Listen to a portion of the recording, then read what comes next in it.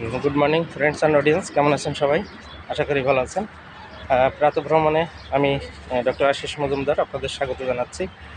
তো দেখুন, আজকে সুন্দর একটা টিপস দিব। কোন বিষয়ে?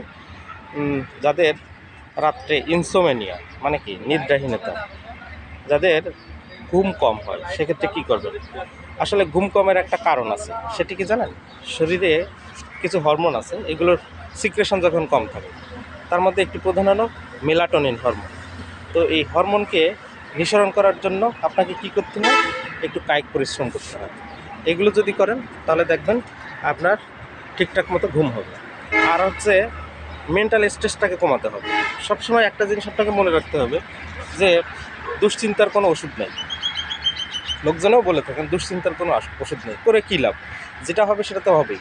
এইটা যদি আপনি মনে রাখতে পারেন এবং সেই বেসিসে আপনি যদি আপনার জীবনটাকে ওইভাবে যদি চালাতে পারেন, তাহলে দেখবেন আপনি সুন্দর এবং সুখী জীবন লাভ করতে পারবেন। তবে সবাই ভালো থাকবেন, সুস্থ থাকবেন। আজকের মতো বিদায় নিচ্ছি।